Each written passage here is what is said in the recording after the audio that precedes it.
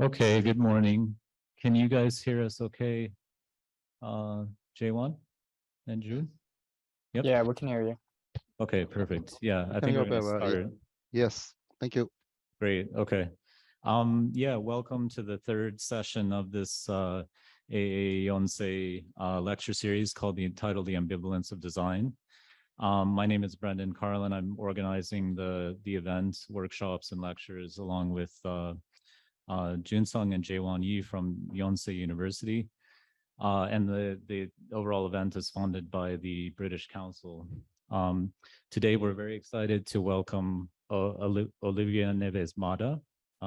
She's an architect, researcher, and educator based in London, and she's currently teaching at the AA, directing a visiting school in Rio, the UCL Bartlett, Central St. Martin's, Leeds, number of places doing great work. Her work focuses on the relationship between ideological enclosures, ownership, and urban form. And she's completed a beautiful thesis titled The Garden as Political Form from Archetype to Project. Just on a personal note, she's been a very sharp and inspiring critic for our unit, and we always learn so much from her. So we're very excited to welcome her today. Thanks, Olivia. Thank you so much, Brendan, for the kind introduction, and good morning, everyone. I'm truly honored. Is it all right, or should I? Thank you. I'm truly honored to be here.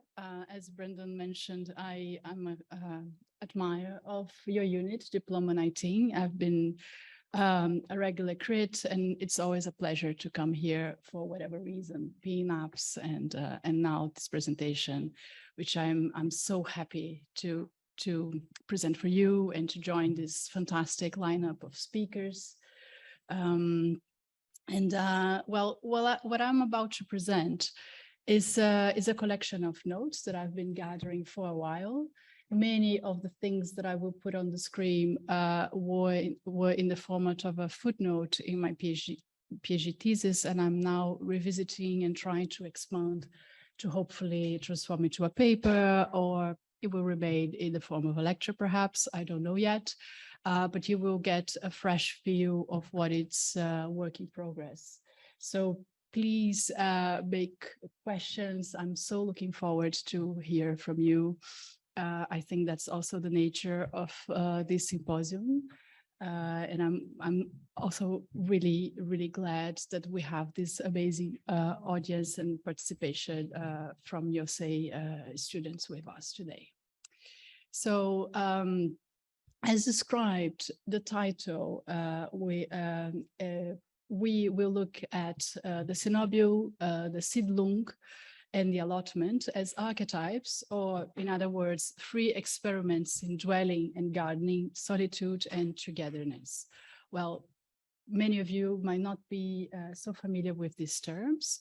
So, of course, we will start with a brief introduction to these architectures in the lecture's argument. So I will explain what Coenobium means, Siedlung, and allotment mean as well.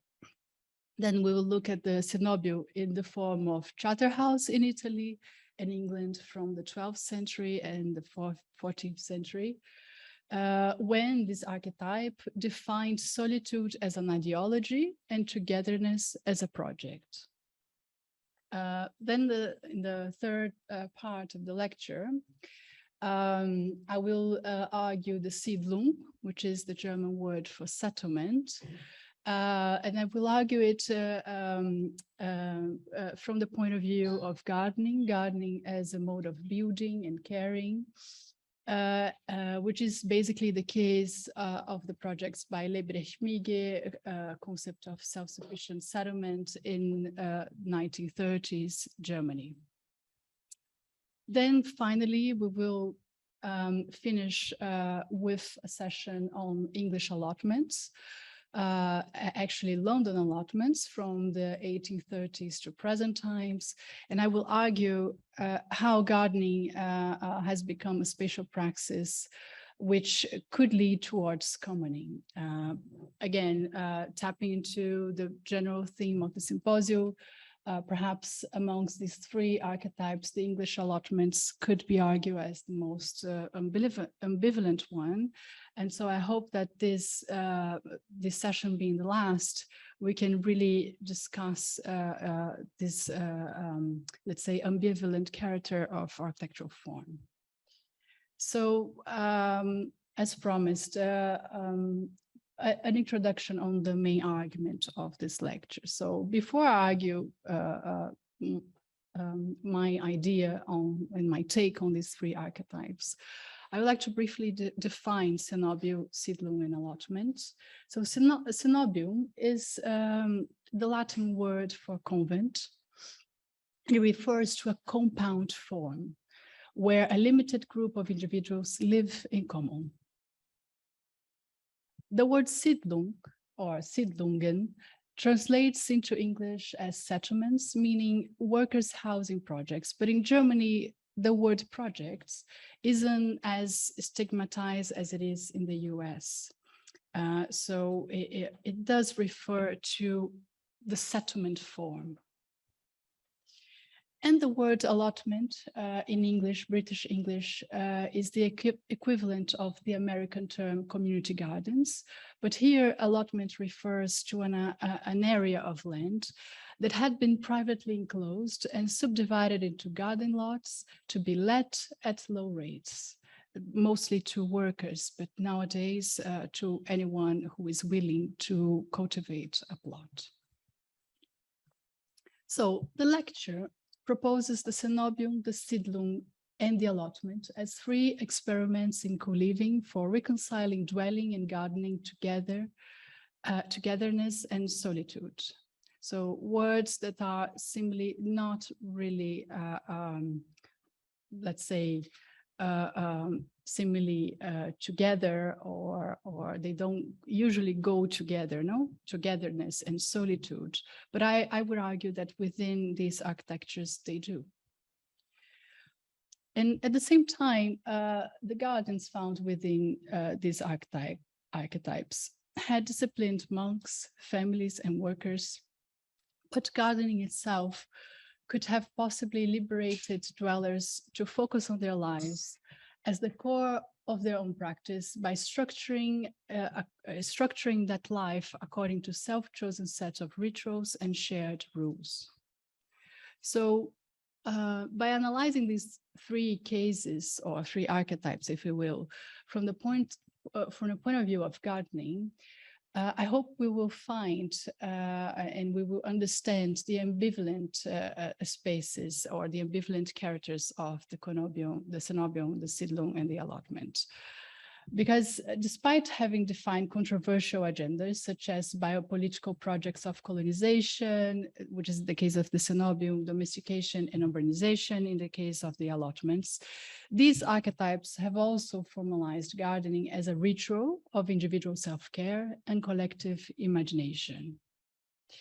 So we will therefore consider gardening not as a hobby, as it is commonly understood today, but as a mode of building and thinking, thus a praxis. That's what I mean by praxis, a mode of building and thinking.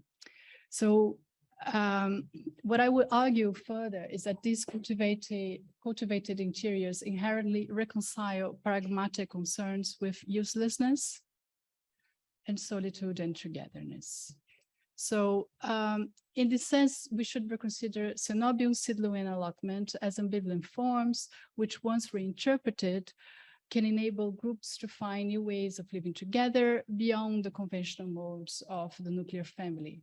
And so it is precisely through this edge that I want to address the symposium's broader the theme with ambivalence.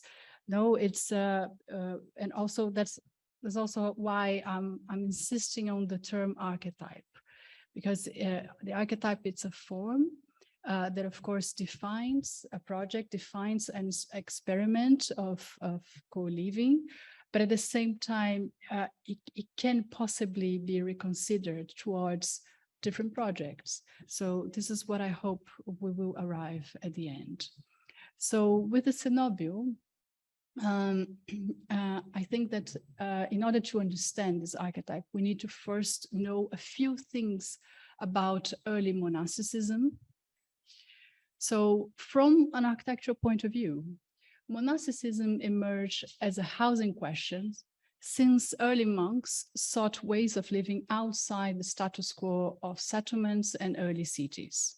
So monastic life demanded self-will, diligence, and inwardness. So these efforts, or these virtues, if you will, required spaces where monks could separate themselves from the world to find their own rhythm. This was really key for early monasticism. So early monks had to walk away from non-monastic settlements or to walk away from the city, because those were places where nobody was ever alone, and everybody owned the community, their own work. So there was this really, relationship that if you wanted to live in a community, you would owe that community your work, no? And for monks, that exchange was not really possible, because they had to find their own rhythm. They were in search for a form of life that was absolutely different from that. So monastic life required architecture to enable either total solitude or a fine balance between solitude and togetherness.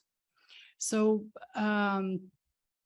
back then, in early monasticism, you would have two main approaches. One was the Hamites, and the other one, the Cenobites. No, both types branch out various forms of approaches found in most religions. But here we will focus on these two. So the Hamites were reclusive monks who chose to live completely alone. So complete seclusion. And most early Hamites lived in the Egyptian desert to escape the evils, what they call the evils of the world, hence the word hermits, which is Greek for desert dwellers. But hermits never formed communities in a strict sense, because each monk followed his own discipline, his own rhythm, as we have seen previously. Whereas the Cenobites were secluded groups of monks who chose to live together. So unlike the Hamites, the Cenobites are communal precisely because they share a set of rules, rituals, which included prayer, worship, study, work, and service. So here, the personal rhythm was not very much such a key thing as it was for the Hamites. So in this plan here, we see an early example of Coenobium in the 4th century Christian compound called Kelia Hermitage in Egypt. And this Coenobium is a cluster of cells around the central courtyard, as you can see here. No? Here, you cannot see my cursor, but that's fine. I think you can see it because the plan is really clear. It's really clear. So unlike the Hamites, who wanted to be alone all the time, the Cenobites strived for a balance between individual and collective life, but this balance could only be experienced through the sharing of rules and rituals, necessarily performed through a specific sequence of spaces. And after the 4th century, the Cenobitic rules and rituals were perfected by some of the most famous orders in Christianity, which were the Benedictine and the Cistercian. The Benedictine became quite famous for this plan over here, which is a model or scheme for an ideal monastery. It's known as St. Gallen scheme because it was found in the library of St. Gallen, and it's dated from the 9th century to prescribe every minute of the monks' lives. In the scheme, this is a close-up from a reconstruction I made a couple of years ago, but so it's very, it's oversimplified for a reason. Hopefully it will allow us to understand a few things about the scheme. So in the scheme, the cloister, as you see here in the center, works as a clock to lead monks from one ritual to another. And here form, architectural form, always follow function. From the close to the cell, nothing is left to chance. Everything was built in such a way for a reason. And not only specific moments, but all actions, even the simplest daily routines, were ritualized, and architecture was a crucial device to help the monks remember the sequence and the rhythm of those rituals. The same would happen in the Cistercian form of Coenobium, as you can see here in this plan, in the monastery of Clairvaux, founded in the 12th century in the countryside of Burgundy, and also in their monastery of Fontenay from the same period and region. In all these plans, it is interesting to note that there are no individual cells, but only collective dorms. So in fact, most of these Cenobitic monasteries will give more room to togetherness than to solitude, because to the Benedictines and the Cistercians, solitude was more temporal than spatial. This is really key. So monks would therefore spend a lot of time in silence, but in the physical presence of each other. Really beautiful, no? So I will quickly go through a different order, which is called the Carthusians. So the Carthusian order, however, had a different approach towards Cenobitic life, as they believed solitude was formal and spatial, as it was ideological and spiritual. But the Carthusians didn't want to be totally alone, because they thought reclusion was a dangerous temptation. So they saw togetherness as a necessary remedy to be taken in small doses. They were really cautious about it, if not skeptical.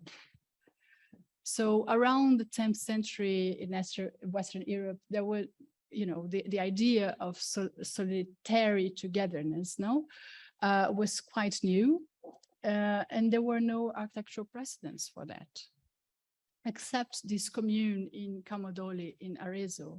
However, this was not really a cenobium. This was more like a colony of hermits. They were living, here, but in their own way. They would never really meet up and come together. So it is quite possible, since there was no precedent for that, no architectural precedent for those kind of spaces, it's quite possible that the Carthusians knew or model the idea of compounds in the ancient Roman domus, which we can see a famous example here with the House of Faun in Pompeii. And as you can see in the schemes, the archetypal charter house is defined by a row of secluded cells bound to a central void. So, of course, it's not identical to the Roman domus, but it's visibly similar, or we might use the term, it is analogous, no? We can say these are analogous forms. So the two main functions of this configuration were first to limit the number of monks living together, hence the courtyard, to gird the ring of cells around it. And second, to emphasize the primacy of individual rhythms over collective rituals. And by the time, we really need to have this in mind, by that time, people rarely lived alone, since they had to belong to a group and behave under the pressure of the collective body. And in most medieval cities, like Rome over here, housing tended to be clustered around palazzos, churches, fortresses, and other institutional buildings. So due to safety reasons and also customs that dated back centuries, people were always walk in groups. Even there were a lot of sects in Rome at the time, for instance. So walking in group was really a necessity. And even in their everyday activities, they were never alone. Also at home, people used to sleep together with several people. There were no individual bedrooms, for instance.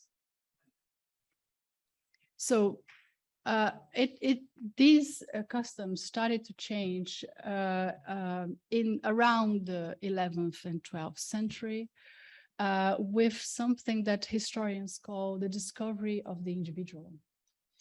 And this was due to a radical transformation of Western mentalities caused by a complexity of economic and social changes that, of course, we won't have time to go into details, but you're probably acquainted with this world history. And amongst the social and economic changes, we had the decline of the Byzantine power, which put ultimately Christendom in crisis as it split between West and East.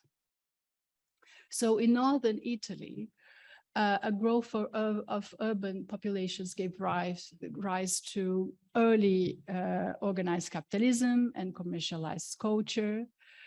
And artisans started to emancipate themselves from religious and monarchic organizations, and work of arts became secular commodities. This you might also know from your history course. This moment was really, really crucial. Also, it reflected on several changes in urban form and so on. So on these lines, people started to recognize themselves as individuals, either in relation to the world or to God, but not necessarily in relation to communities. So this was a really, great shift in history. So the 12th century discovery or rise of the individual was not about individuality. It was about interiority. So it's not really individuality as we know, not even the concept of individual as we know now. It was different. It was about interiority. So it is in that sense that the monastic ideology really tap into, because the Cartesian order was that the avant-garde of that mentality. So their monasteries defined solitude by associating interiority with the single body and the single body with the space of the cell. So a typical Cartesian cell was thus a micro-dwelling equipped with the basics for solitary living. And this included a hidden anteroom or chamber, a cubiculum with 4 foldable pieces of furniture, bed, bench, table, and bookcase, a small chamber, a corridor leading to a ladder, and a latrine at the rear. So the cell form was minimal and austere, but its spatial arrangements enabled the monk to live according to his own rhythm. And even though this life was totally bound to a cell, so he would live his entire life in that cell and would only leave it once a week. So it was really radical. No? So even though his life was totally bound to the cell, it was a fundamental liberation from the idea of family, husbandry, and other social structures that were very repressive towards individual life. So the cell was a frame or framework for a constantly evolving life experiment, because the monks didn't really know how to live like that. So they were also, there were rules, of course, but they were experimenting with those rules and try to find a way to live in that, let's say, in that state. So this experiment would find its fulcrum in the covered portico and garden, as you can see here, highlighted in blue, where the monk could meditate and cultivate vegetables and herbs for himself. And although it was 3 times the size of the cell itself. The garden was more about self-care than self-sufficiency, and gardening was not, gardening for the Carthusians actually was like a lifestyle, no? And it would make their lives not only more bearable, but also very much experimental. Yet Carthusian monks had to work only for themselves. They could not work for the monastery. So they were not gardening for the other monks, no? So of course, within that small space, they were not able to produce everything they needed, no? But that was okay. The compound was prepared for that. So they had lay brothers producing bread and other things, and everything the monks could not produce by themselves within their cell would be delivered by a lay brother through this slit over here, highlighted in blue. And in fact, monks could only leave their cells to meet at the cloister only 1 hour a week. And at the center of the cloister, there was not a garden, but a garth, which was minimally planted with a single pine or a juniper. And the emptiness of that garth aimed at making the center visible from the cloister arcades, as to remind the monks they lived in solitary togetherness. So they could somehow see each other, but not truly be together.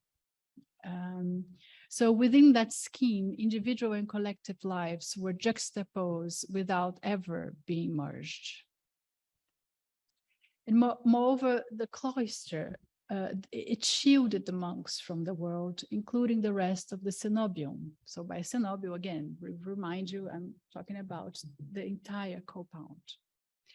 It only gave a small way to other collective facilities here below.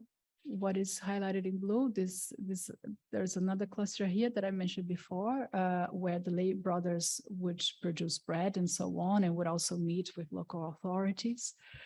And because the lay brothers were basically managing the entire compound here in this cluster, the monks could just concentrate and being with themselves inside the cells, away from the world.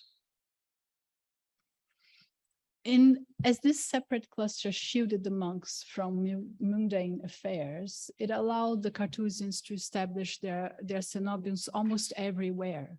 So from the countryside, like this one, the Charterhouse in Florence, or major medieval cities, as in the case of the famous London Charterhouse, which you can still find it incrusted in Islington, near Angel Station. So even though the Carthusians opposed the status quo of private property, their model of Coenobium seems a bit paradoxical, because the Charterhouse, such as this one, produced biopolitical housing states of individual cells around exclusive courtyards.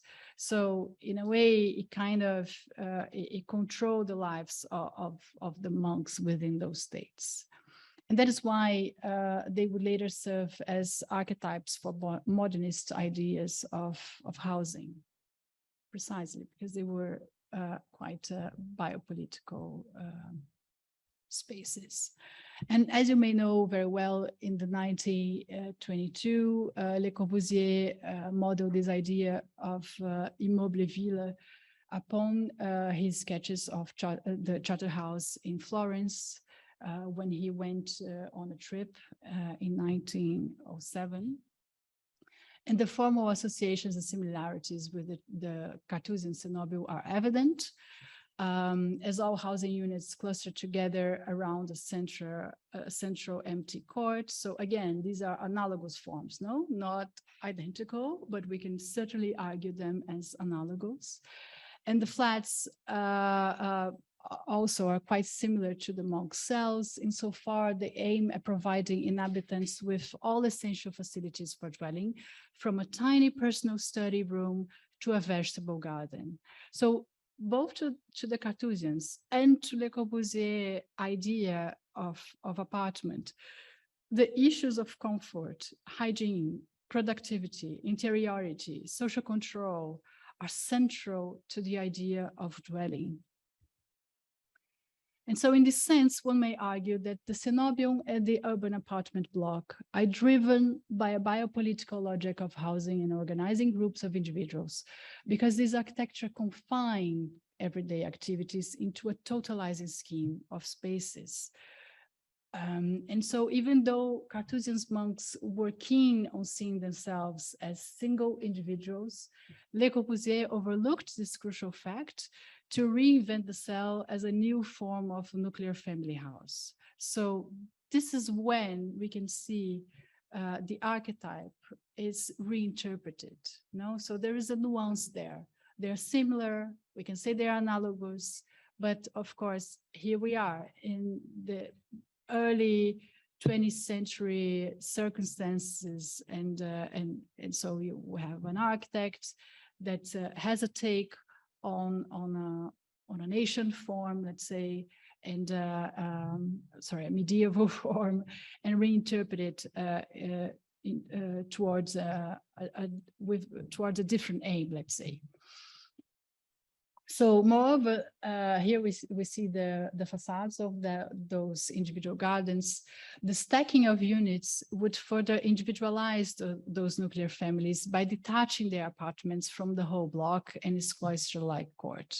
So thanks to this verticalization, this court loses its archetypal character, and is no longer, let's say, it no longer render the housing units as a collective body. So on the same logic, the unit garden help the facade to participate in the green embellishment of the street. So everything becomes more vertical at this point. And for most, the gardens appeared on the street or to the street to represent the status quo of private property, because of course the gardens would mark very visibly, these units. And of course, each unit was a flat that was property to a nuclear family. So here we go, like a modern project very much representing private property. Le Corbusier further confirms this prototype of the singular unit in the form of the pavilion, l'Esprit Nouveau, in 1925. And here, the nuclear family house is also individualized, alienated, and detached. So this detachment was not because this was meant to be a pavilion. No, there was a lot more to it. The detachment was important because it aimed to prescribe dwelling as something completely bound to architecture and property, and in total separation from the city and its collective life. Okay, I just realized I'm going a little bit slower than I wanted. We are half an hour through right now. It's Monday, it's raining, and it's morning, early morning. How are you? Would you like a break? Would you like to pose questions? No? Can we just continue? Okay, so we are basically halfway through the lecture, the lecture, but of course this second half now, it's a bit faster, it's not that long. However, it might seem a little bit more like dense and compressed. So if you need a break at some point, please let me know. I might need it to drink something. Yes, please. Yes.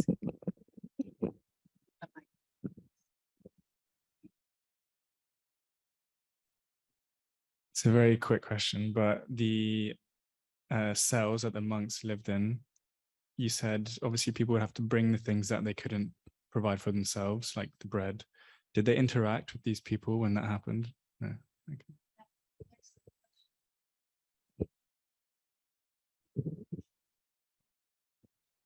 Yes, no, they were not allowed to interact with the lay brothers.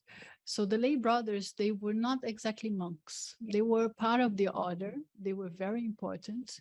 They lived there in the compound. They were allowed to leave, but only to do their affairs. So they could leave the compound a bit for a while, as opposed to the monks that were not allowed to leave the upper cluster within the compound. Yeah, so they couldn't speak to each other. So even when they would go to the church, for instance, to pray, the plan of the church would separate the monks from the lay brothers. And of course, the lay brothers were bigger in number than the monks. So as we saw, these plans, they were very careful in limiting the number of monks living there. So usually 10 to 12, more or less. The typical charter house would house 12 monks.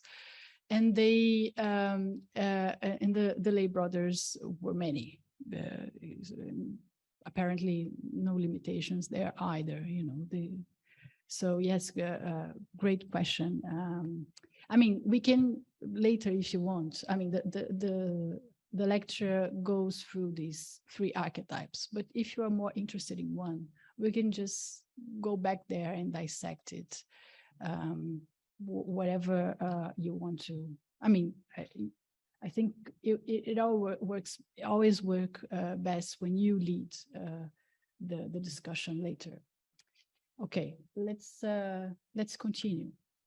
So as we saw now, we could say that Le Corbusier anticipated a series of housing experiments that proliferated around Germany after the First World War. No, that's obvious. No, it's not what we can say it, but I would say he anticipated it in a very particular way, because now, as I said, we will look at the archetype of the settlement from the vantage point of gardening. So it's an analysis that hopefully you haven't seen around in your history books so much. So and through the point of view of gardening, I would argue the settlement as a place where familial gardening has become somehow, or could become, a mode of building and caring, which is the case of Lebrecht-Mige's self-sufficient settlements.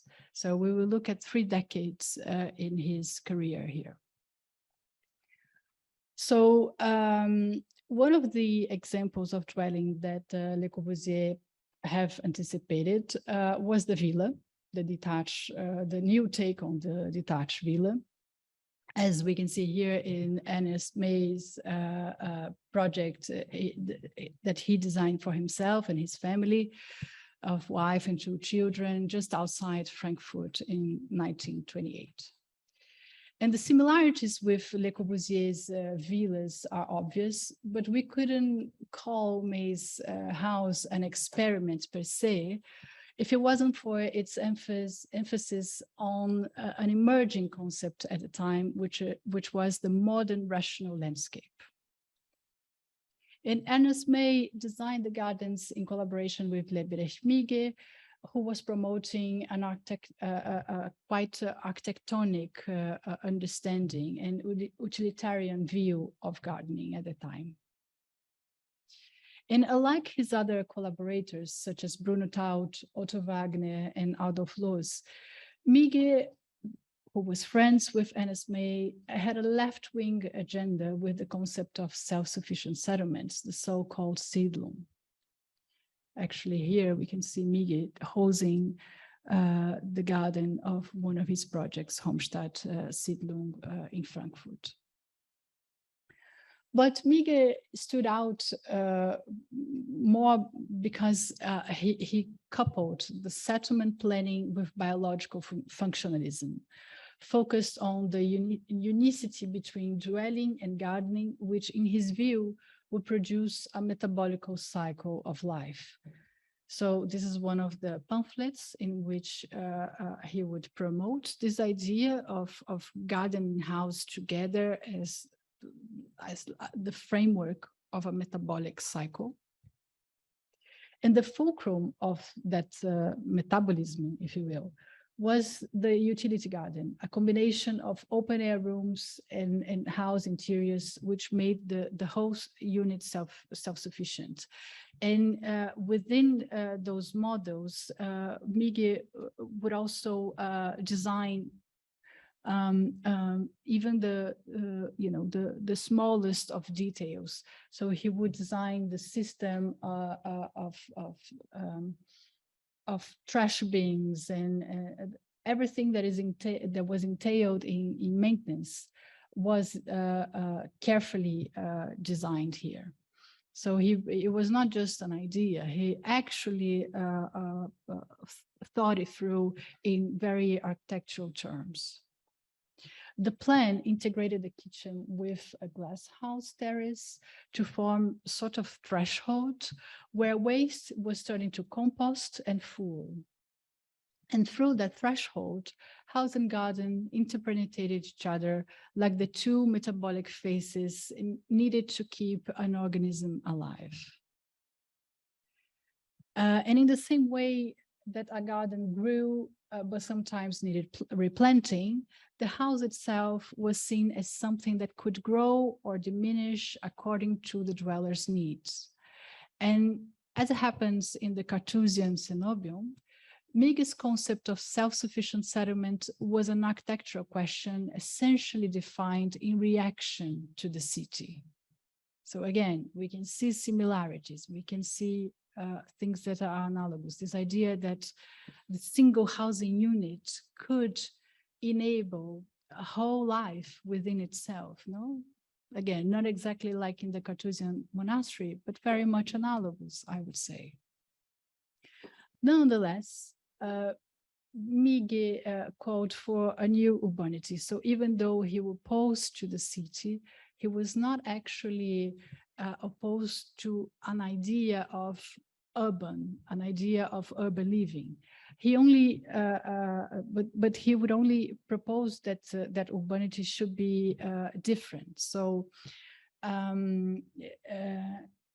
he called for that urbanity rather than a reactionary return to a peasant way of life. So it was, he was talking about gardening, he was talking about self-cultivation, but he was not really nostalgic. He was not saying that people should again live like peasants.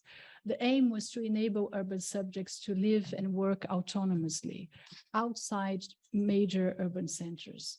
So it is important to know that Miguel's idea of resettlement was against the Nazi rhetoric of blood and soil and had nothing to do with their politics of internal colonization. I mean, it's an important footnote. However, after the First World War, the conservative mayor of Frankfurt employed the Siedlung idea as a strategy to move workers away from the city and so away from workers' unions. So here we understand why Miguel, a leftist thinker and architect, was involved in these projects of resettlements, no? Because this idea of living away from city center fitted quite well the conservative agenda of the mayor to push the working class away from the unions. So, that's why, that's when these projects start to get very controversial. But to Miguel, Ernest May and their leftist circle, these self-sufficient settlements would emancipate workers instead of alienating them. Here, ambivalent, no? Very much ambivalent. So it's still, the idea of settlement served both progressive and conservative agendas because it conceives the house as the starting point for reproducing an entire territory. Thus, unit extensions could reconfigure the entire settlement and eventually its collective life. And on the same logic, the single cultivations of several vegetable gardens could lead up to a system of landscape managed on a regional scale. So from the house to the territory. And as you might be wondering by now, after seeing that scheme here, you might be thinking, okay, well, these projects were also profoundly influenced by E. Howard's concept of garden city. Yes, of course, they were. In fact, in Howard's garden cities, he would have an allotment belt encircling the housing districts. But it is really important to say that Miguel's projects went further, and we cannot even, include them in the garden city sort of movement, if you want to call it movement. We cannot really say that Miguel was part of that trajectory. Because he went much further, connecting gardening and dwelling both spatially and conceptually. So it was not so much, and it was not only at a scheme level, but very much at an architectural, from an architectural form sort of scale. But the weakest point of the settlement idea was the kitchen, which Ernest May once described as an efficient kitchen by a woman for women. Yes, that's the problem. That's always the problem. So I'm not sure if Miguel would agree with that. I am about to say, but if the kitchen was the place of the mother, we can assume the vegetable garden was the space of the father, because at the time, gardening was still seen as something quite masculine. But in any case, this passive embrace of the gender-defined housework was surely the greatest contradiction in all Siedlung projects. So even though these architects were in fact progressive in proposing land reform as a housing experiment, they didn't go as far as to rethink dwelling beyond the nuclear family prerogative. And that was already questioned by Karel Teige, for instance, with his theories on the potential of minimum dwelling as a form of living against traditional forms of domesticity. And one of the most important critiques of the Siedlung by Ernest May and Lebrecht Mig came in one of his books, which is this one here, about the minimum dwelling publishing 1932. And Teige was particularly keen on attacking May and Miguel for the Siedlung projects, which in his view embody the institution of marriage and family-based households. So this is one of the pictures of Miguel in his Sun Pavilion for this Home and Soil exhibition of 1925. And this is him with his wife and child. So even though he was quite progressive in some ways, he was not as critical when it comes to the bourgeois idea of the nuclear family. And so as an alternative, his main critic, Karel Teige, offered his famous diagram suggesting the minimal dwelling could be a form of domestic space organized around two poles, the individual cell and the collective facilities. And although Teige was correct in his criticism, one may argue that was a bit dismissive of Miguel's idea of gardening, because as you can see here, sorry, you might not be able to see it with but I can explain. But as you can see here in his diagram, you have the individual living self apart from all the other collective spaces, and also shared facilities. But in the diagram, you don't see something like a courtyard or a garden, or even, a space where people could grow anything.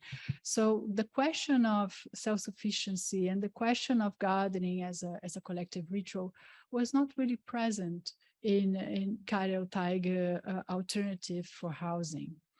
So again, he was very important and a really key critic of the Siedlung idea. However, his theories weren't complete, let's say, either. He himself could also be target of our own criticism, no? And I think, because contrary to Ernest May gender-based kitchen, Migue's idea of functional garden was the space where the dwelling could be transformed both in size and in form. So it could open up for the whole settlement to be in a way transformed by its residents. And these processes will happen mainly through gardening as a mode of building and caring, not only in the sense of everyday maintenance and self-help, but also the assembly of spaces to support the shared practice of new rules, rituals, and alternative forms of collective dwelling. So through these gardens, perhaps people could get together and decide if they would transform these plots. So in other words, gardening could become the nexus between individual and collective lives. And this potential was also present in Migue's projects of large public parks, such as this one, which included an allotment garden here on the bottom right.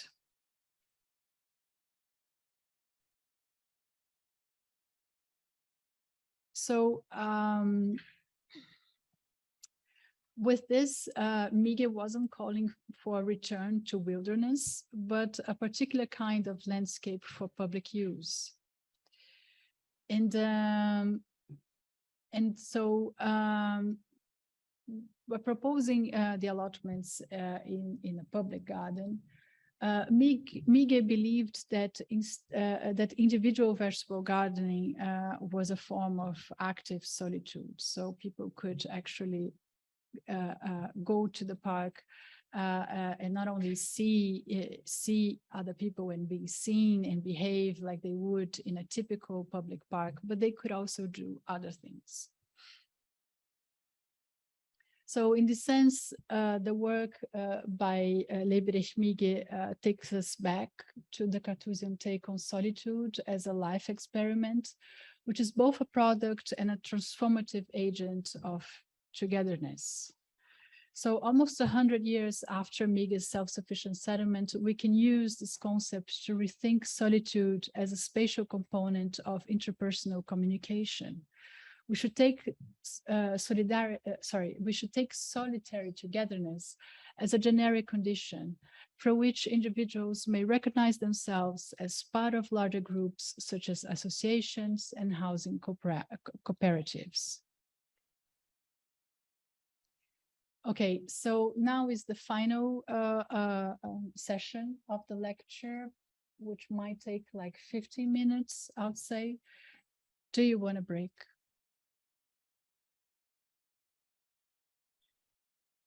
No? Are we cool? Okay, Brandon is back, so that's good. Okay. Okay, cool. Right, so yes, please.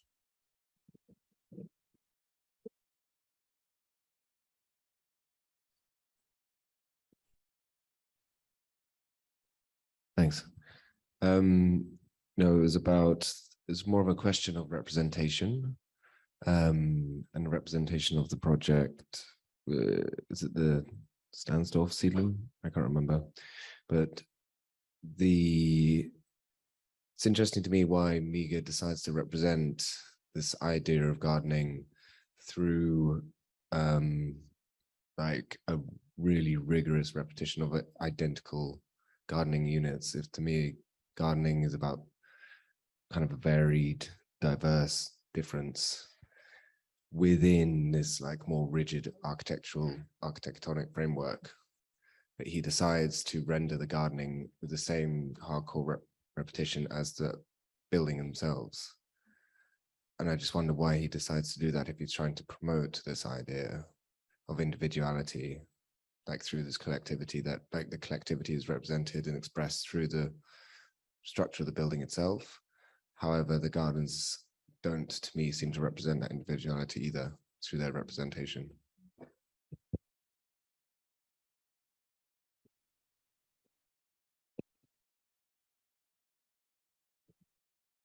Yeah, great question. You might, I think the third part of the lecture will be very interesting to you because it touches on that greatly.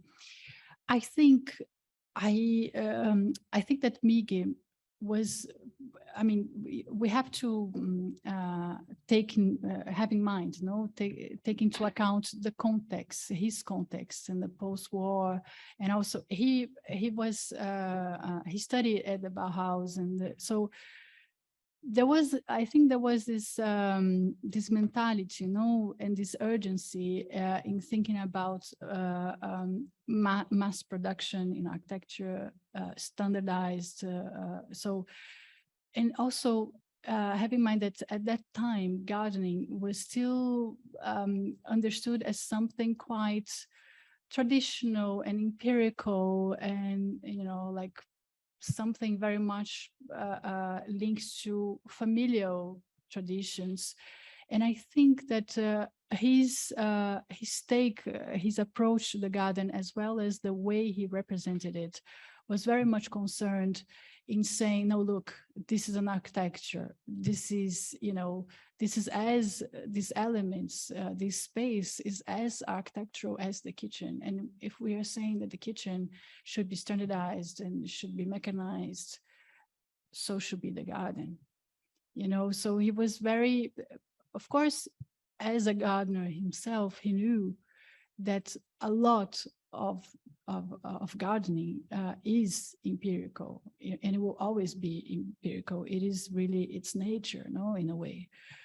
But he really needed to reconceptualize that space in these senses, because he was actually saying, no, look, every house unit should have a space for cultivation, because that's how people will can potentially become self-sufficient, and then they can live more cheaply.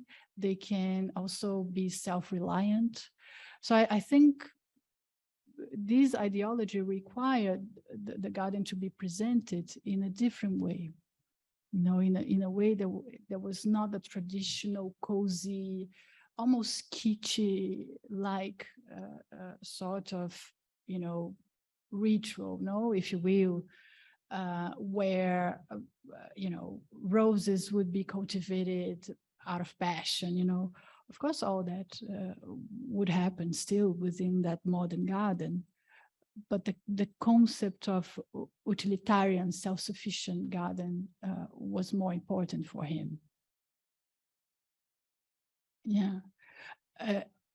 My response was dangling because I was thinking about it now, and it's a great question. Yes, great. Thank you. Okay, so let's, yes. I have one question from Zoom. Yes. Hello. Yes, hello, my name is Jaewon, and organize this workshop together. And I have a very key question and Miguel's project in the drawing, all gardening seems to belongs to only single families. So I think, is there any chance to share or gardening together in the village or some part of area? Yes, this is what I wonder as well. And but as far as I'm aware, he never mentioned that possibility in his projects. But we now, looking back, by looking at these schemes, and also the very idea of the unit, the housing unit itself, I think we could certainly see the potential. But I guess that, I assume that in the context of Neu Frankfurt, for instance, those projects of rehousing, resettling, if he said that people could share the open space in their plot, no, and maybe tear down these fences and walls in between private plots. I guess that if Miguel said something, those terms at that time, he would be immediately taken as a communist, no, not even a socialist, but a communist, because of course that would challenge private property. And I guess that within the context of his service to the municipality of Frankfurt, for instance, if he wanted to do that, maybe he would, I don't know, but if he wanted to do so, he would surely not be allowed. So, in these resettlement schemes, these were, of course, welfare projects, but they didn't go as far as to challenge the status quo of private property. And again, the nuclear family as something that would, as a model that would be very much tied and legitimating that idea of private property. So it's an excellent question, and I think it's a question that would enable us now, architects, students, researchers, to take a look back at these projects and see how what we could do with them. Right. Wonderful. Thank you. Thank you. Okay, shall we head to the end, and then we can have a longer conversation if you want. So in the last session, I will argue the English gardens as frameworks for cooperative gardening towards commoning. So again, this is not, this is my take or perhaps wish. This argument is somewhat visible in these cases that we are about to see, but they are never really obvious. So it requires us to reflect a bit together. So allotment gardening could be taken as a stepping stone, also for associations of people to start doing things in common, overcoming the rising cost of living in London. So very much a question that is super urgent nowadays as well. So first of all, let's understand what is an allotment. Not everybody knows, it's a very English thing. So a typical allotment site is like this one. It's an enclosed land owned either by a private landlord or a charity or local authority, such as a borough council.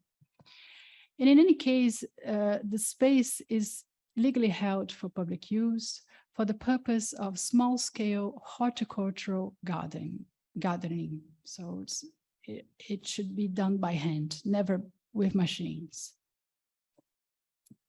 And upon popular demand, the owners have the duty to lease the land to a garden association, which in turn manages and subdivides the site into unfenced plots.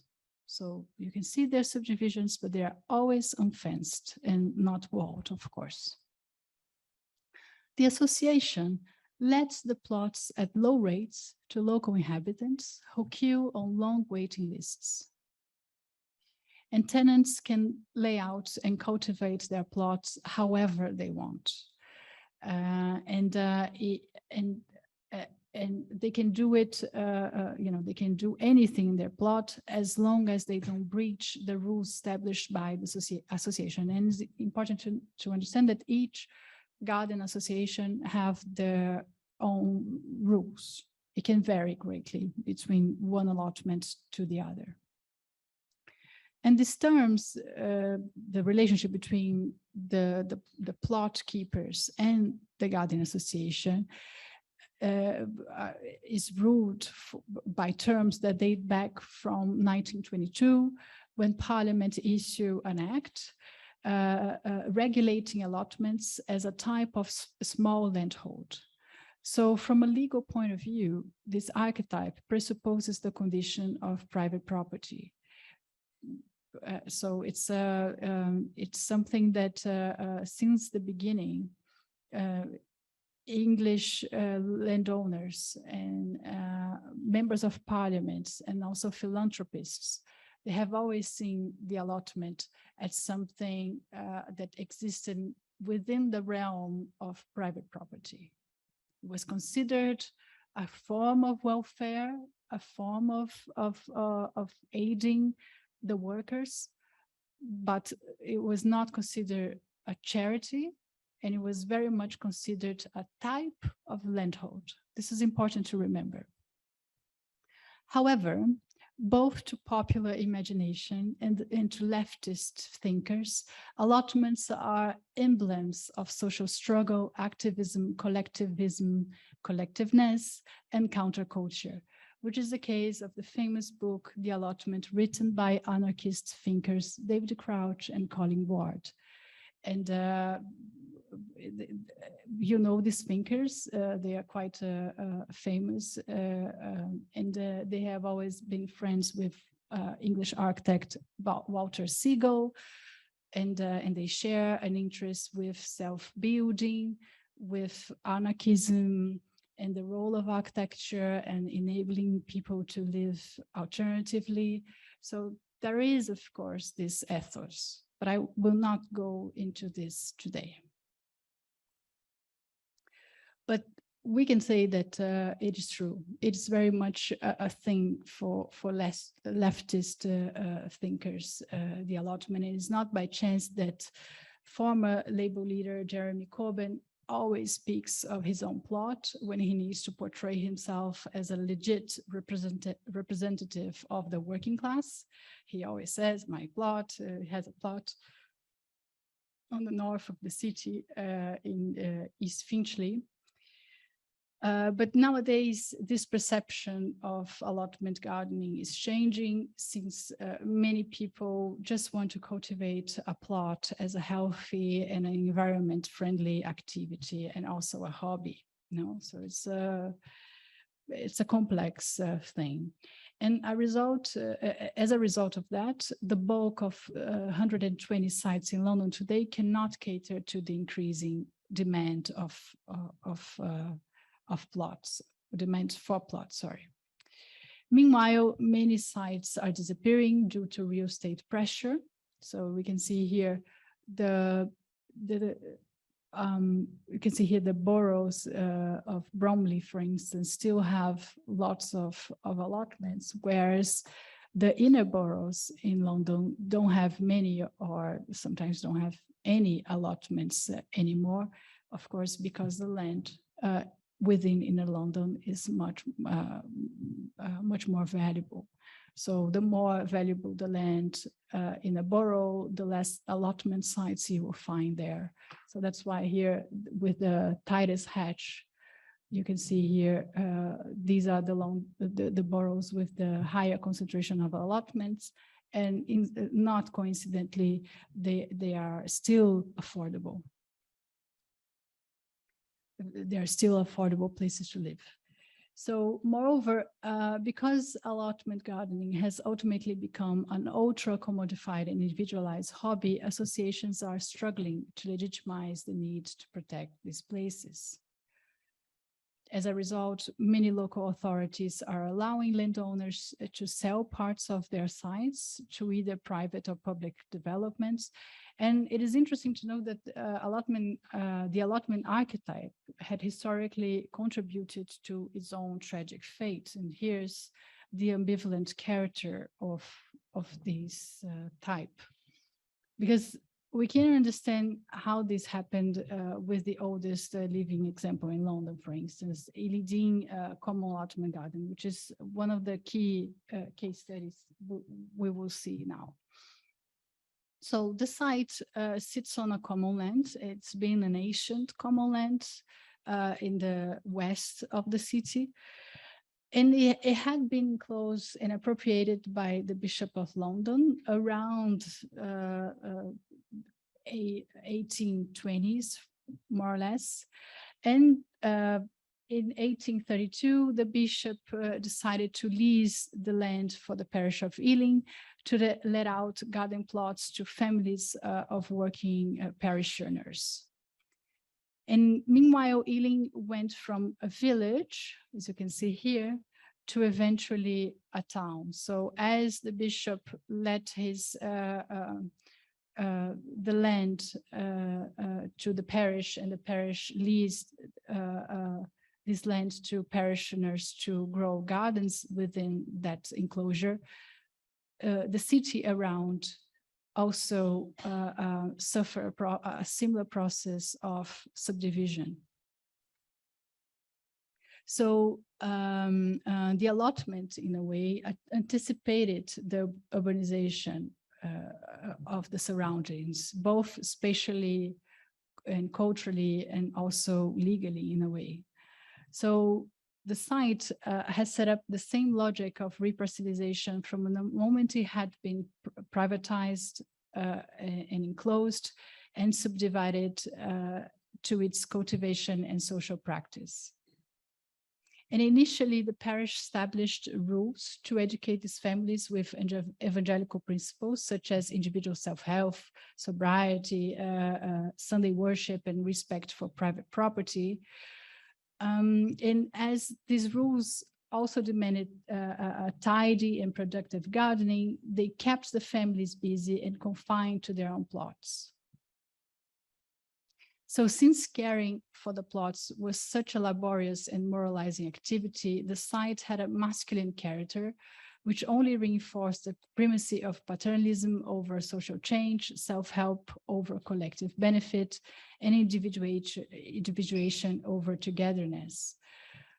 However, allotments were very ambivalent, which there were ambivalent spaces and ambivalent frameworks, if you will, as they open room for counter projects. And this was the case of the Cumberland Garden allotments, which still resists massive real estate pressure to this day, and it sits squeezed in between Euston Station and Regent's Park. So you can see here, it's an old map, but you can still recognize Regent's Park on the right, and Euston Station, not as big as it is now, but you can see here the station on the left, and here in blue is the canal.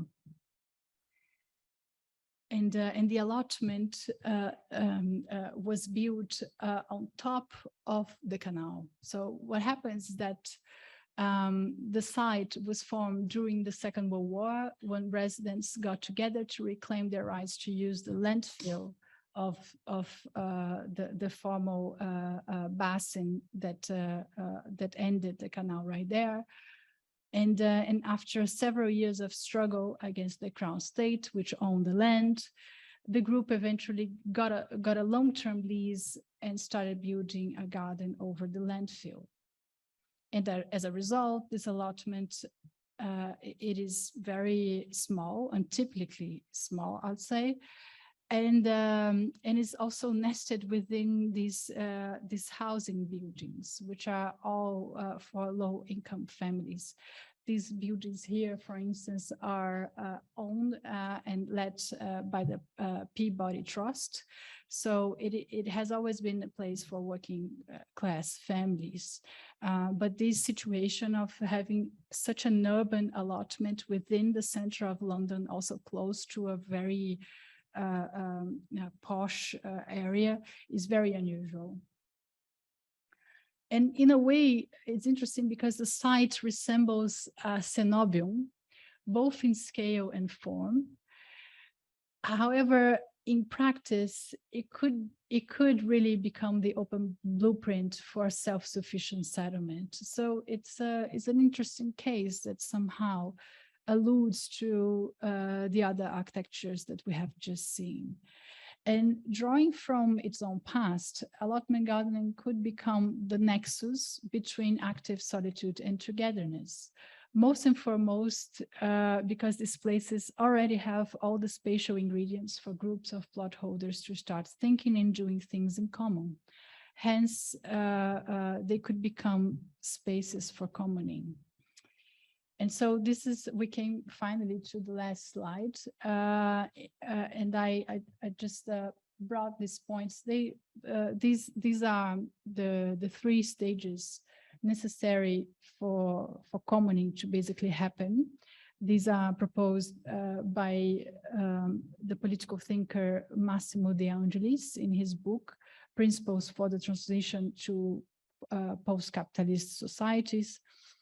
And he basically outlines these three stages as the sharing of material and immaterial resources, organization and association of people willing to share, and thinking and doing things in common. So basically, through these stages, Massimo De Angelis defines commoning not as a natural phenomenon that may happen, you know, out of the blue, but really as a system that is built up through a series of stages and phases of gathering of materials, organizations, and so on. And so, as we've seen, even though the allotment is quite an ambivalent space where you would see domestication happening, also discipline, no, a place for disciplining the users, disciplining workers, taming workers in a way. They could also be the spaces where people could self-organize in this way as a means to overcome, you know, the pressures of a capitalist system, the pressures of producing for earning money, you know, having to be productive subjects in order to live. So in this way, in these spaces, perhaps people could try, even though they are working on land that is privately owned, for instance, they could use the allotment as an institutional framework to perhaps think about their lives as a counter project to overcome those conditions. Yeah, so this is what I am about to say. Sorry, I aimed at giving a lecture that was much lighter and faster, but it turns out that when we talk, we always you know, add things, and it's fine. I hope it wasn't so exhausting and to hear me speak.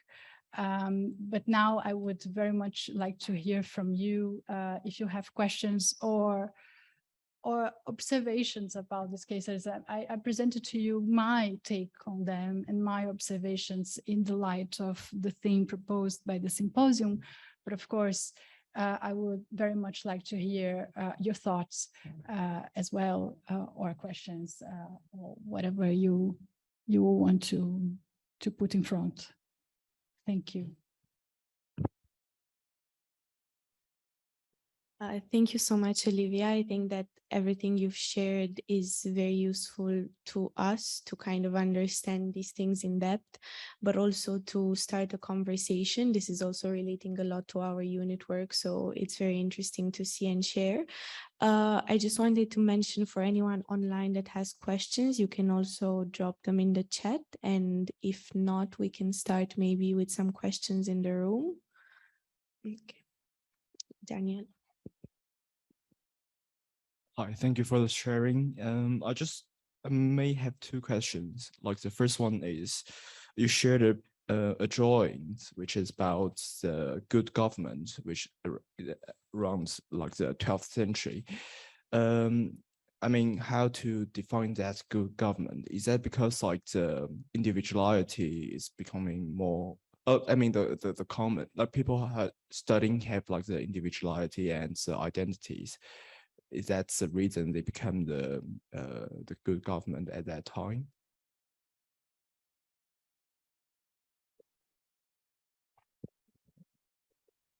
Interesting.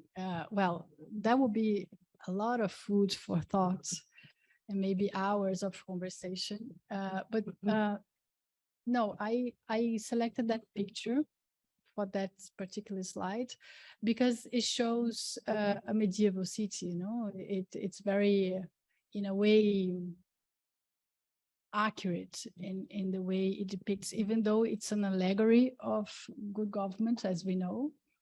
it just shows a typical medieval center at that time, where people would, where the question of the individual was gradually emerging. But I didn't have any intentions in connecting with the allegory and what the allegory says. I mean, now I want to think about it, of course, but I don't think, well, maybe the slide was a bit misleading. Perhaps I should have, perhaps I should have selected another picture to illustrate the slide, but it doesn't connect with the work by Ambrosio.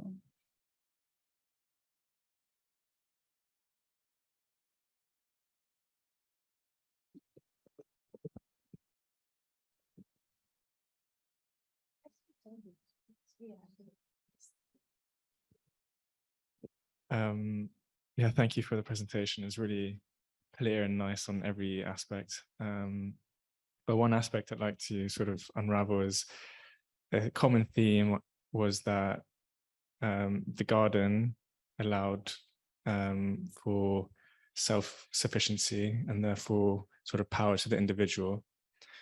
But as you see today in London, I'm sure even Jeremy Corbyn would buy vegetables at Tesco from time to time.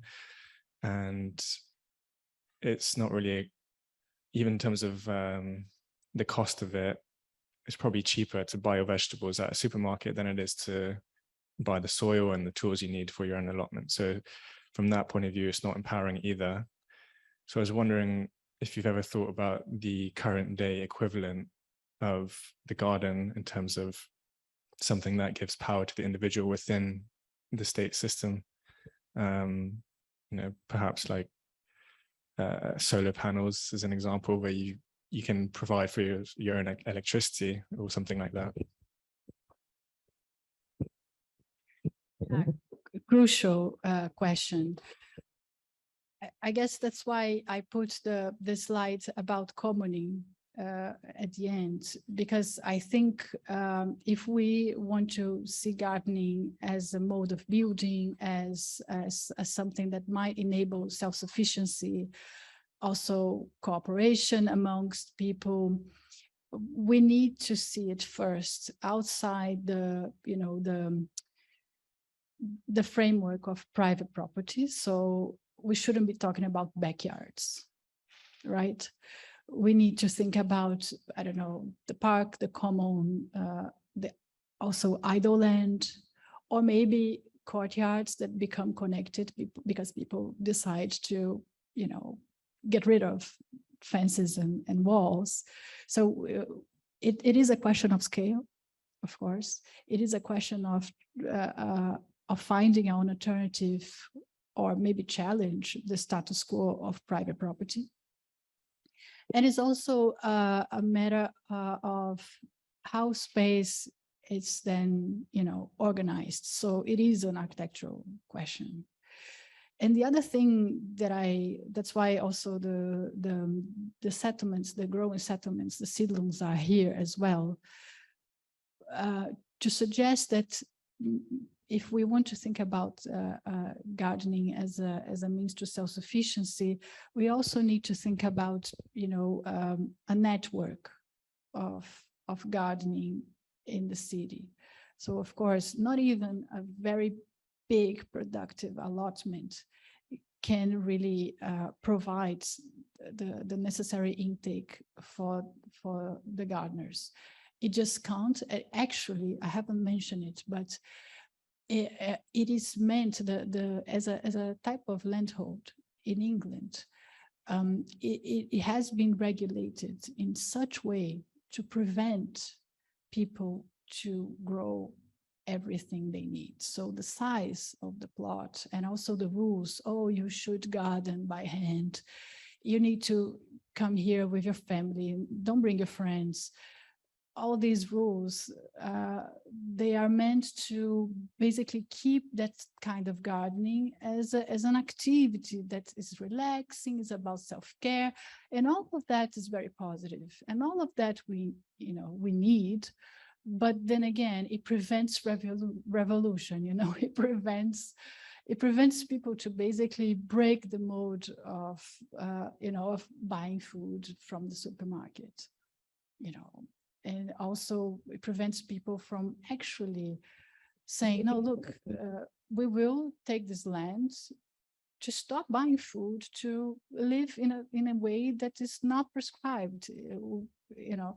So yes, it is a type that throughout its history has prevented people to, you know, to take it further, no, or to basically transform it.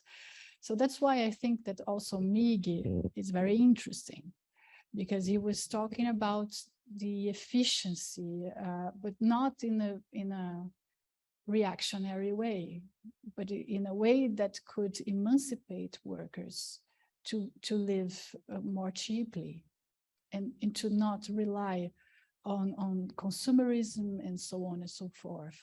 So I think if you are to think of a project with gardening in London, for instance, or in any other city, you have to think about networks, you know. So if it's impossible to, for instance, have a very large piece of land where groups of people can organize and cultivate, you could think about the territory, you know, how clusters of gardens could connect to each other, maybe through internet, and then like, you know, exchange produce, for instance, you know, instead of buying from one another, and so on.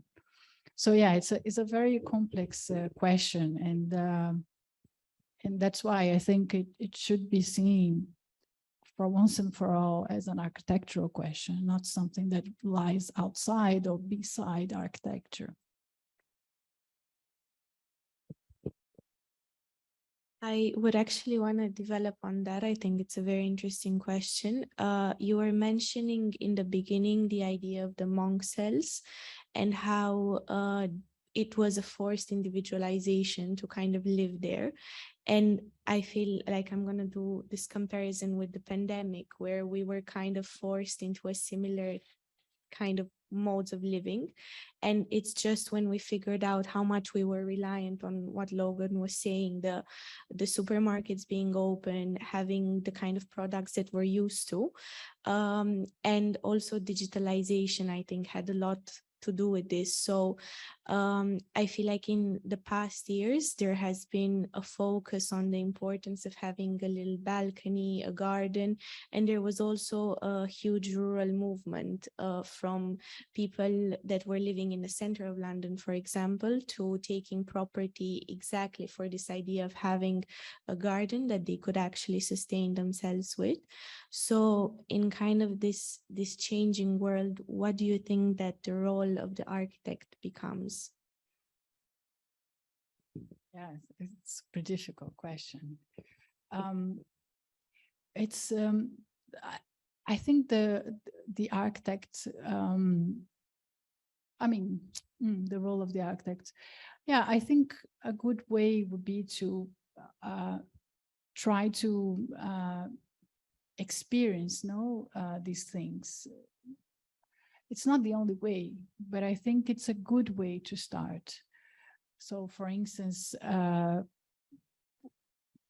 we ever tried to organize or even rebuild a space, an open space, just using soil, vegetables, roots? Have you ever tried? I mean, this could be a really nice experiment to challenge the way we always think about space, to challenge the way we design. I'm not saying that designing through drawing or other means of making is wrong. I'll never say that anything's wrong. It's just that we could add, we could try to imagine other ways through which we could think about space, and we could conceive space. So I don't have an answer for the role of the architect, I must say, maybe I'm still very young to have an answer for that. I still need to work a lot in order to have the experience to answer to this question. But I do think that if we change the way we look at, for instance, gardening, and also the way we understand building, what building can be and what it means, then we can start to rethink, or to think about architectural practice, not only from, the vantage point that we have been, educated to consider, but also other ways, I think maybe that's the direction.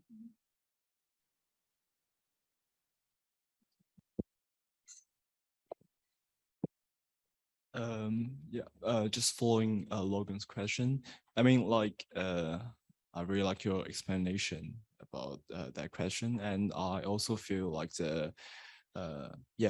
self-producing is a good way to against the consumerism. But I just want to ask, like, because like the Allotment, like, is, for example, the example you shown is like beside social housing, right? And the people who rent the social housing usually like have the low income, like at least it's not that high. And in that case, like the money you could save by self-producing, like for example, if we grow the blueberry in the garden, and it can save probably like £1 or £2 from buying from the Tesco. But like if we save that time to, let's say, go out to work, we might produce more like incoming, do you think? And like, so in this case, do you think the gardening is more like a recommendation of the lifestyle, or it's like more like a way to against the consumerism? I'm not quite sure if I explain my question clearly. Yes, thank you. I also think it connects with his question.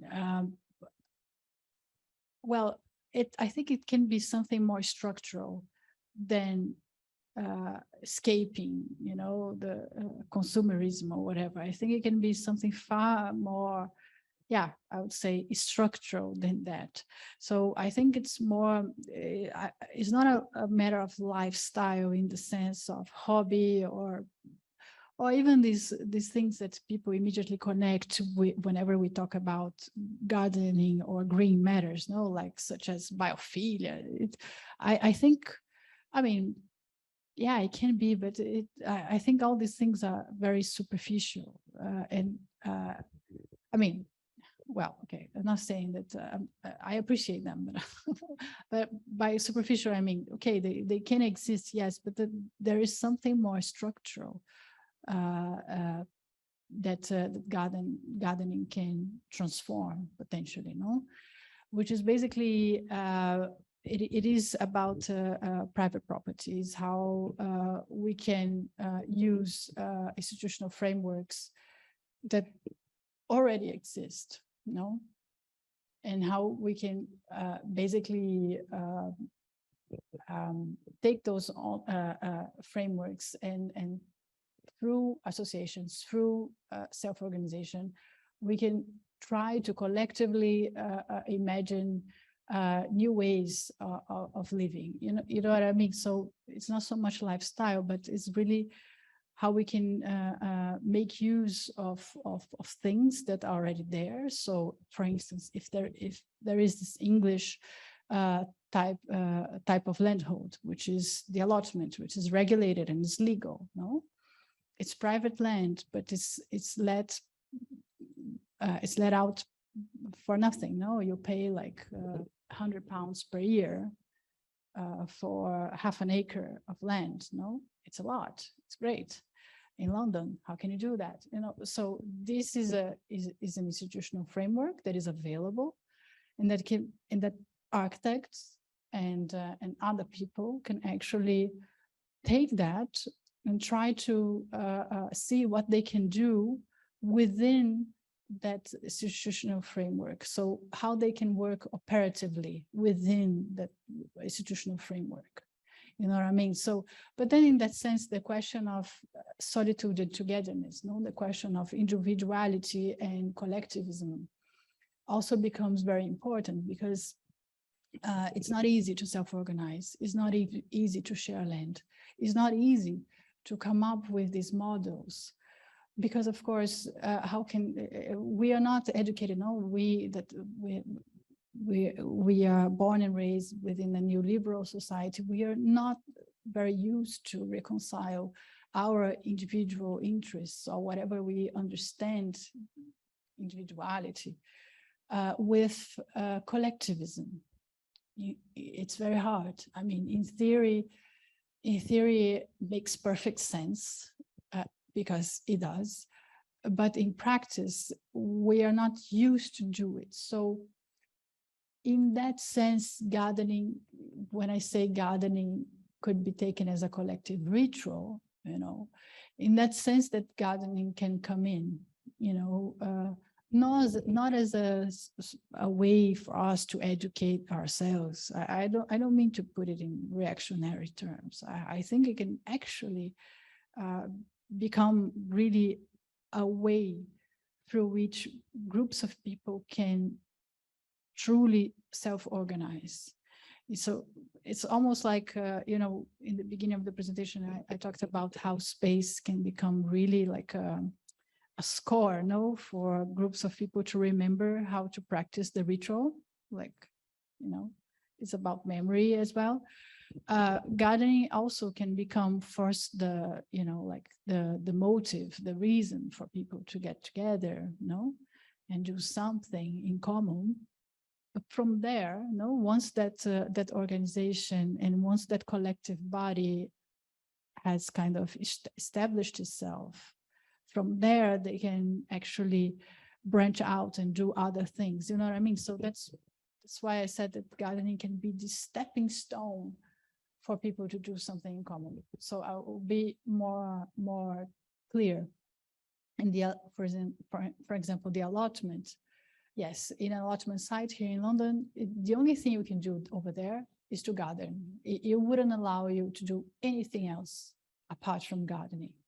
Well, but, you know, perhaps slowly within the existing legal framework in place, maybe associations could try, you know, to slowly and maybe by associating themselves with community land trusts, for instance, and other institutional frameworks, they could try to, you know, even though they can only garden in an allotment site, they could gradually try to form a network of people doing things together around the city, around the urban territory, and then, you know what I mean, and maybe try to become self-sufficient. Of course, it would take decades, no? But it is one of those processes in which we know that, I mean, they wouldn't be possible, they won't be possible unless architecture becomes a device, no, a spatial device that enables these people to organize, to do things together, to, you know, and even to actually, you know, see, you know, and localize, identify these spaces within the urban territory, you know. So in a way, all these spaces, they could really perhaps have a form that is easily identifiable, you know, that turn their presence in the urban territory more tangible. So this network becomes visible. I don't know, I'm speculating as well.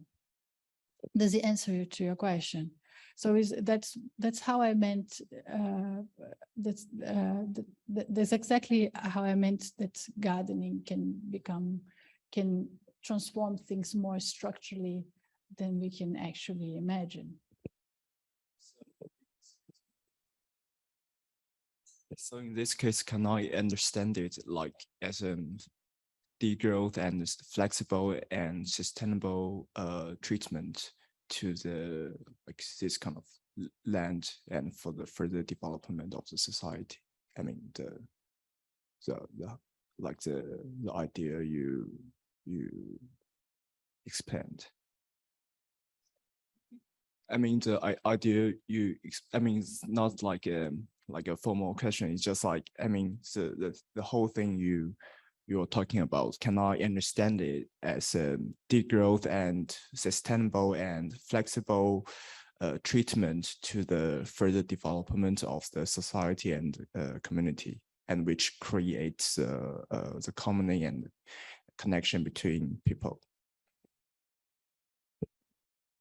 Yes, I agree. I would only highlight that everything I showed, and also my suggestions, my propositions, are never really about society at large.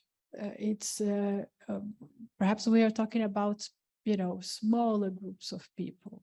So in a sense that we are not thinking about like changing a whole system, a whole country, not even a whole city. It's not about change. It's not about, replacing one thing for another. It's also not about making things better. It's more about enabling willing groups of people, how small they may be, to basically get together and live in an alternative way, perhaps a way that not even themselves are able to know, like it's something that can be collectively built as these people do things together. So it's something more, I know it sounds less ambitious, but it's perhaps more difficult than anything, because it wouldn't count on policies to be changed or laws to be implemented, or it wouldn't count on the government. You can use policies that already exist, but you use them. It's not like you know what I mean? You don't wait for them to be implemented. No, you use whatever you have at hand, and that includes policies. But yeah, it's not about like society. I mean, maybe you use the term loosely, and that's fine, but it's nice that you talk in these terms, so I can kind of stress something that for me is very important. No, it's not about like something total, and it's more about singular groups.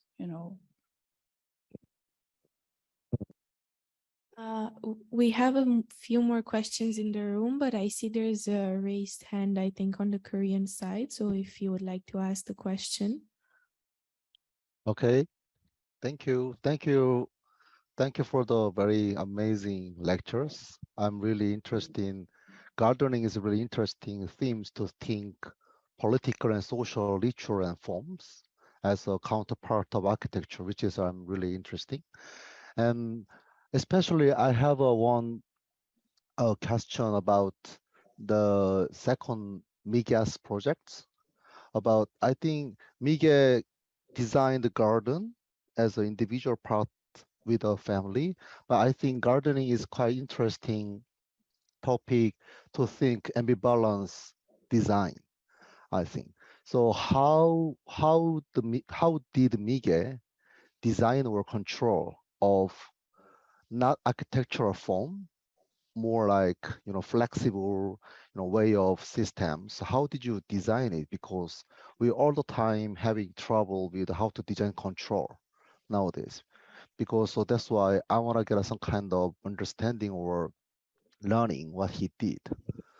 Yeah, at the time. Thank you. Yes, thank you so much. I'm really glad to join you, and I'm also very happy to hear that you enjoyed the lecture. Yes, so the question is about how Miguel has designed. Yes. Yeah, so he was, like I said, he would detail a lot of elements. For instance, this one, no, the shed for the trash bins and the compost toilet. He would actually think about all of these details within the housing unit. But he was very much interested in the notion of the type. So not typology, but the type. And so for him, the housing type was actually a garden type. So it is not that he was thinking, okay, we have a house, now let's think about the garden. No, he would think both of them together. And I didn't include this in the presentation, but he had written a manifesto which had this slogan, no, what was it called? No housing building without garden building. So he would actually consider gardening as something essential to the idea of dwelling. Not essential to the housing typology, but essential to the concept of dwelling. And so perhaps this model here, it's not so ideal, but I like the fact that it's abstract enough for us to think about house and garden as one, let's say, architectural question for him. No, that he imagined that the activity, the process of gardening, he called it like a metabolical cycle, but we can also rephrase it as gardening as part of dwelling. No, so and all that dwelling comprises. No, and one thing that I think is really important is the question of maintenance as use. No, we can think of maintenance as something like, I don't know, housework, but ultimately maintenance is use. It's basically, is part of how we use space, is part of how we inhabit space. So in this sense, the care for the garden for him was also, that's why I said it could be taken as a mode of building, because through the maintenance of the garden, through weeding, through cutting, through changing, putting one plant on the other side because it didn't really like that corner, or, by reshaping the ground, by, nurturing the soil, digging and digging out, all those things. By transforming the garden, the dweller could potentially transform the space of his own house. So that's why I think he think about the type. No, he thought about the type and not so much about the typology. And if you look at his schemes for settlements, he uses the same type, even though there are variations. It is again the same housing type that he's investigating over and over again. Is this type in which the garden and the house are taken as just one sort of building. Thank you. And thank you very much. And also, I have one comment, maybe answering the Rogan's question, maybe with Olivia's answer, I think. And the very important thing is gardening is collective ritual. And the first thing is to gather people. So in a way, I think nowadays, maybe for collective housing or some common places, we need to think about what is the important or crucial things to gather people together. So I think by thinking that, we're gonna maybe we're gonna be designing some kind of certain character or certain property to make a common, I think. So in a way, I think the lecture tomorrow's lecture about owner community and architectural form will give you some kind of hints, because they are sharing or they are doing together so many things, not just gardening. So maybe you can get a little bit sense of tomorrow's lecture, maybe by comparing or by connecting Olivia's lecture today, I think. Yeah. Wonderful. There was another question in the room, so we'll take it here. Thank you very much. I think it's really, really interesting, this notion of ownership and the kind of individual ownership versus the collective ownership. And I think that's something that is somehow essential to the idea of gardening, and is actually very, people try and challenge it nowadays a lot through community gardens, which actually, in my mind, this an ideology that is failing to some extent. I mean, if you look at the ways in which people, first of all, make community gardens versus the ways that gardens are provided to the individual of their own home. One is, like, as Miga quite kind of clearly points out, the garden is first and foremost like prescribed as an equivalent to the house, not even side by side, but as one thing, right? And that is sold as a product, you know, that is your land, you know, you're buying that. And then the community garden is something which is more or less claimed from a sort of like invariably like a disused plot or brownfield site or something. And then more than often they are neglected, and you know, they're not cared for in the same way that a privately owned garden would be, or is most of the time.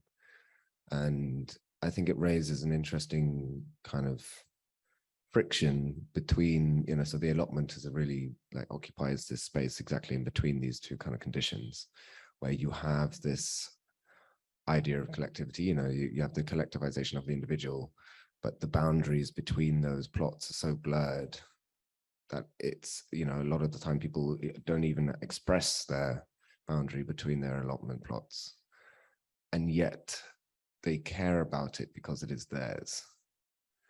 And I think this is where the act of collectivization it's like a make or break moment in a way. So there's a thing being done kind of recently within the past 5 years, I think, in Todmorden in the north in Yorkshire. And it's called Edible Todmorden. And basically it's people going around turning small pockets of space in the town into various kind of bits of garden. And it sort of links to a bit what Logan and a couple other people were saying about how do we think about this idea of self-sufficiency? And it's not trying to achieve self-sufficiency. What they're doing, they're basically providing essentially grazing spots so that you can travel through the urban fabric and graze occasionally. And those spaces are gardened by volunteers. But ultimately, they're not striving for complete self-sufficiency, you know, as also like you pointed out before, that, you know, that generally, even with allotment holders, you don't really do that. But I think it's just interesting to try and think about what we do, like why should we be trying to push this kind of commoning method? You know, is it viable? And why should this collective act of gardening actually become such a kind of high standing agenda on the agenda, when it's quite obvious, to me at least, that people really adore their own space, actually. You know, if you look at the way that people garden on their balconies, the way that people try and claim land, even when people make community gardens, it's them claiming land. It's like an ownership of that. And they're probably not actually like buying it, they'll be leasing it or whatever, they'll be granted it, but it's like they go back there because it's important to them. So gardening is also inherently, you know, an individual, quite inward looking act, you know, however, very often done together. But in the end, it's it's a lot about just your ownership, carving out your own space somehow. And this theme of sort of spreading it uniformly across the city, which is being done kind of in many different examples around the world. I'm not sure if it actually enhances people's respect for the act of gardening, actually. In any sense, you could argue that it actually flattens it. And it kind of detaches value from that. I think value is very often derived from people having their own plot, and they treasure it, don't they? But if you made it incredibly uniform, I'm not sure. I mean, it'd be really interesting to see. But typically, in my recollection, those places always fall into sort of dismay and neglect somehow. But I just wonder about what your thoughts are on this kind of tangential, I mean, not the tangential, so this kind of friction between the kind of the private land ownership and this collective notion. Yeah. Thank you for your question. Yeah, thanks. I didn't get to show, but there's a more contemporary history of community gardens and also London allotment gardens that includes examples that are a bit more interesting than what I showed. I showed, the very prototypal first allotment gardens in London, because I was interested in this ambivalence of these projects, that these were conservative projects. They were, they were imagined and also proposed by, the Bishop of London, so they were not really projects by the working class. No, they were projects by philanthropists for the working class. So from the outset, and not throughout, but from the outset, they were conservative. They had a very reactionary agenda in mind, which was to basically, pacify the working class and to discipline it.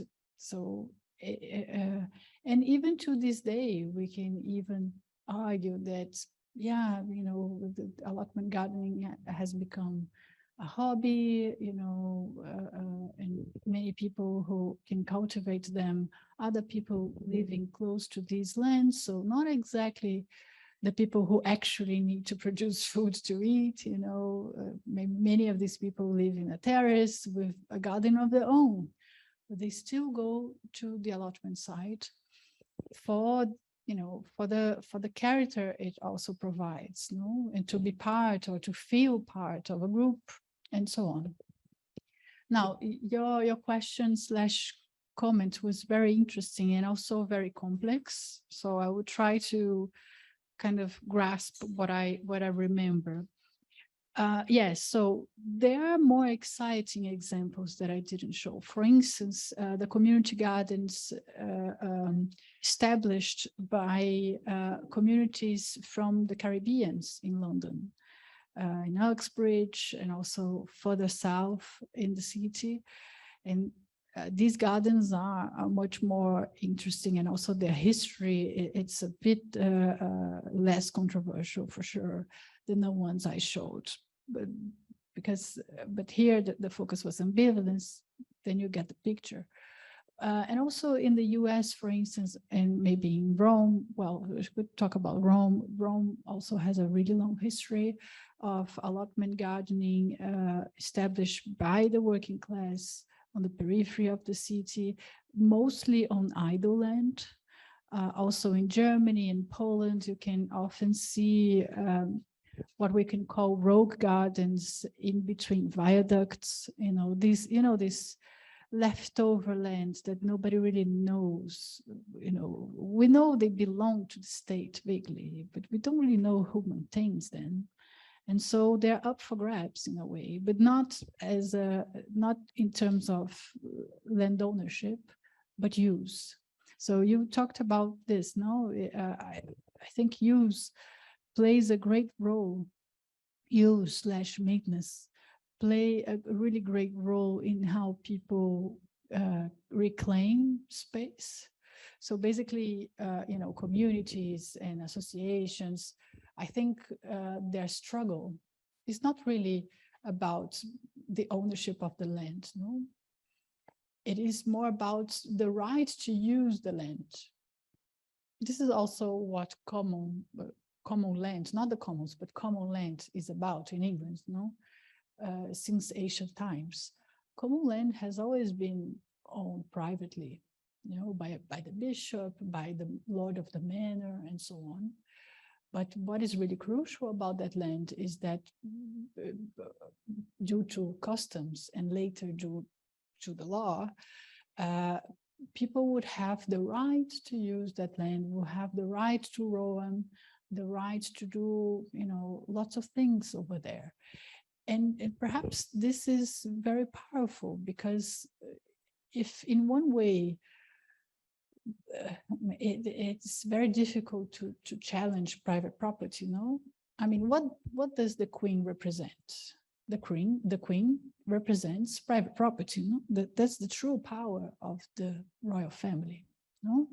So, and it's also the true power of the state in a way. Police exists to protect private property, no? It's the essence of the status quo. So if in one way it might seem very difficult or extremely, let's say, bloody to try to challenge that, we can actually hold on the notion of use and maintenance and then cultivation to try to, find maybe an alternative path.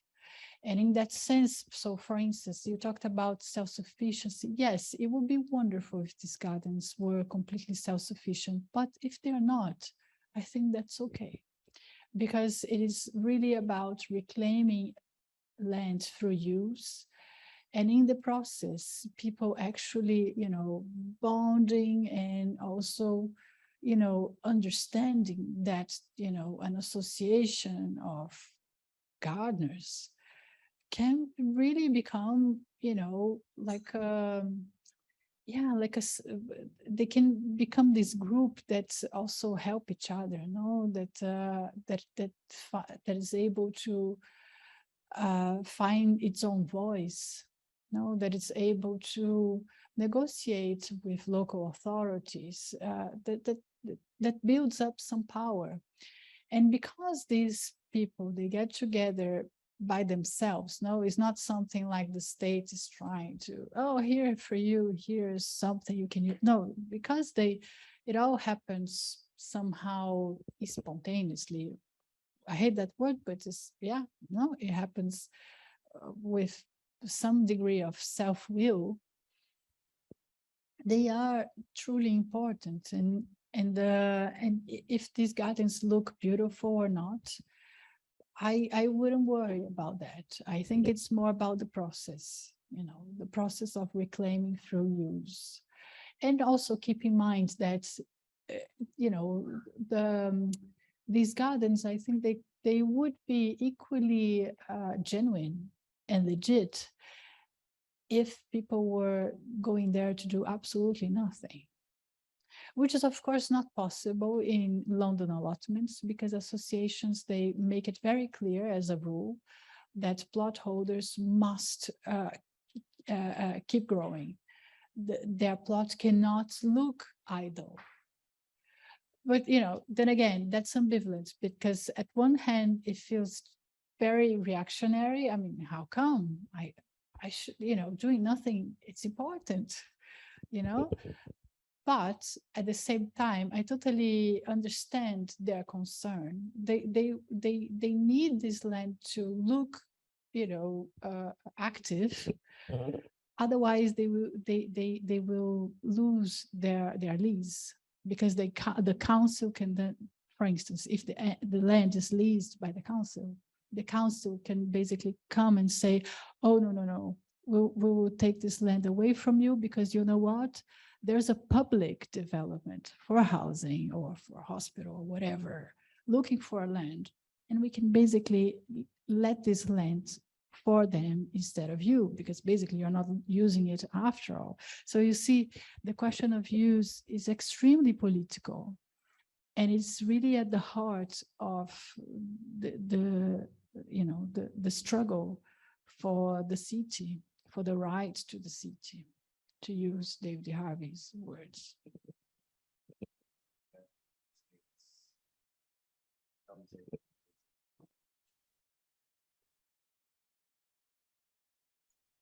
I mean, so therefore, in a very negative, well, not really, maybe not, point of view, resilience is best embodied through private ownership, actually.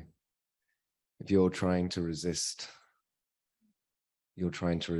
development, you're trying to resist precarity, then owning something that no one else can touch, which is the way that the world often works now, is actually pretty good in an unfortunate way.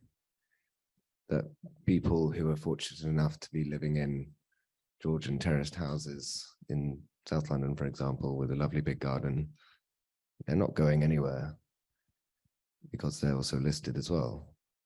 And I just wonder if there's a way that we can approach that collectivity within that private framework.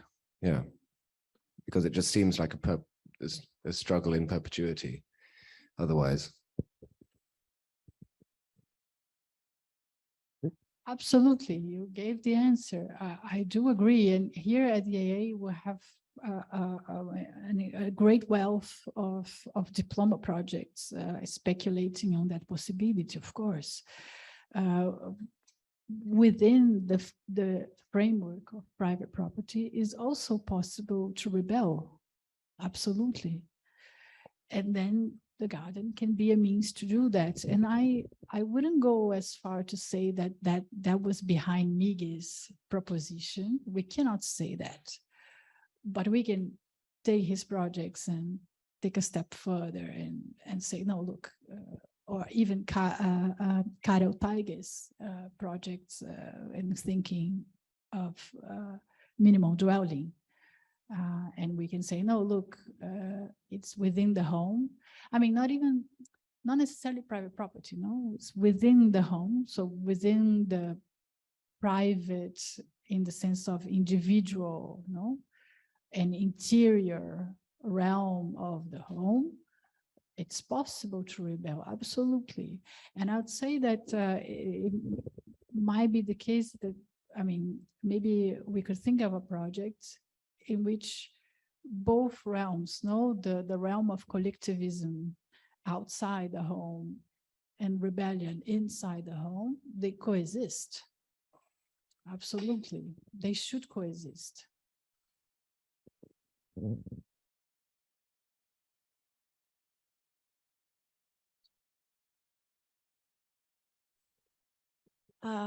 Just checking if there is any more questions from the Korean side or anyone else online.